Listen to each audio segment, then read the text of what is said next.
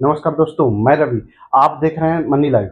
Money live में आपका स्वागत है। पहली बार अगर हमारा चैनल देख रहे हैं तो सब्सक्राइब कीजिएगा, नोटिफिकेशन ऑन कर लीजिएगा। एक महत्वपूर्ण बहुत बड़ी खबर निकल कर आ गई है कि असदुद्दीन ओवैसी ने एएमआईएम के अध्यक्ष सुप्रीमो असदुद्दीन असदुद्दीन ओवैसी ने महागठबंधन को ऑफर दिया है गठबंधन के लिए। मतलब तेजस्वी यादव को गठबंधन के लिए ऑफर दिया है। पिछले विधानसभा चुनाव में 2020 के विधानसभा चुनाव में असदुद्दीन ओवैसी ने काफी बड़ा नुकसान दिया था महागठबंधन को।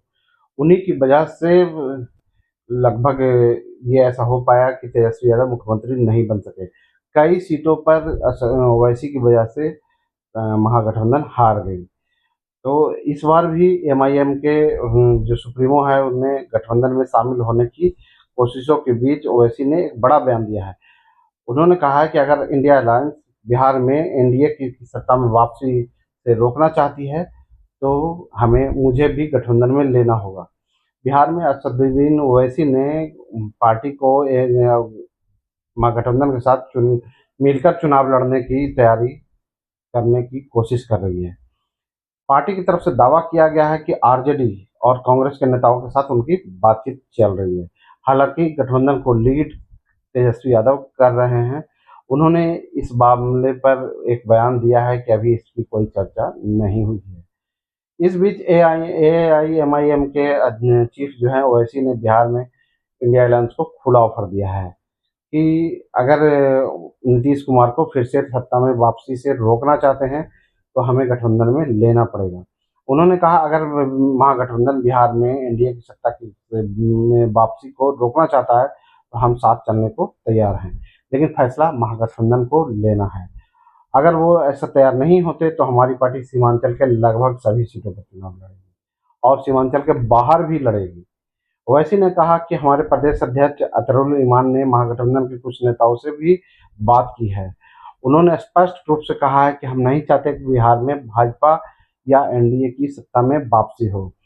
अब यह राजनीतिक दल उन राजनीतिक दलों पर निर्भर है महागठबंधन के कि वो लोग एनडीए को सत्ता में वापसी कराना चाहते हैं या फिर 5 साल पहले की तरह की स्थिति नहीं पैदा करना चाहते या तो एनडीए को हराना चाहते हैं। इसका नतीजा अब ऐसे नहीं निकलेगा, आपसी बातचीत से ही निकल पाएगा। इस बारे में हमारे प्रदेश अध्यक्ष कोशिश कर रहे हैं, ये ओवैसी ने कहा। ओवैसी ने और कहा कि अगर वो गठबंधन को तैयार नहीं होते हैं तो सीमांचल के बाहर भी चुनाव हम लड़ने जा रहे हैं। हर जगह चुनाव लड़ने के लिए लगभग तैयार हैं। आने वाले समय का इंतजार करें। सीटों की सटीक संख्या की घोषणा अभी जल्दबाजी होगी। हालांकि बहादुरगंज ढाका की सीट के प्रत्याशियों का ऐलान मैं कर चुका हूं। तो ये असदुद्दीन ओवैसी का कहना है। इससे पहले ओवैसी ने लगभग 50 सीटों पर चुनाव लड़ने की बात कह चुके हैं। आप जैसा कि आप लोग जानते हैं कि 2020 में एमआईएम ने 20 सीटों पर चुनाव लड़ा था, जिसमें से 5 सीटें उन्होंने जीत ली थी। हालांकि बाद में एमआईएम के 4 विधायक राजद के साथ जाकर विलय कर लिया और अब सिर्फ एकमात्र विधायक अतरुल ईमान ही बचे हैं पार्टी के। पार्टी को इन 20 सीटों पर डाले गए वोटों का 14.28% वोट मिला था। एमआईएम ने 5 सीटें जीती थी। वो सभी पूर्वी बिहार के मुस्लिम बाहुल सीमांचल क्षेत्र से आती हैं, जिसमें अररिया, पूर्णिया, कटिहार और किशनगंज सहित 4 जिले शामिल हैं। तो असदुद्दीन ओवैसी की बात क्या तेजस्वी यादव मानेंगे, क्या राहुल गांधी मानेंगे या क्या मुकेश सहनी अपनी सीटों की संख्या कम करने को तैयार होंगे? उनके उसके साथ साथ और भी जो भी घटक दल हैं माले के लोग, क्या अपनी सीटों को कम करके ओवैसी को सीट देना चाहेंगे? अगर देना चाहेंगे तो इन लोगों के लिए महागठबंधन के लिए एक अच्छी खबर है। अगर नहीं देते हैं तो अगर ओवैसी ने अगर मुस्लिम बहुल इलाके की हर सीटों पर अगर अपने उम्मीदवार उतार दिए तो ये तेजस्वी के लिए एक बड़े झटके के बराबर होगा।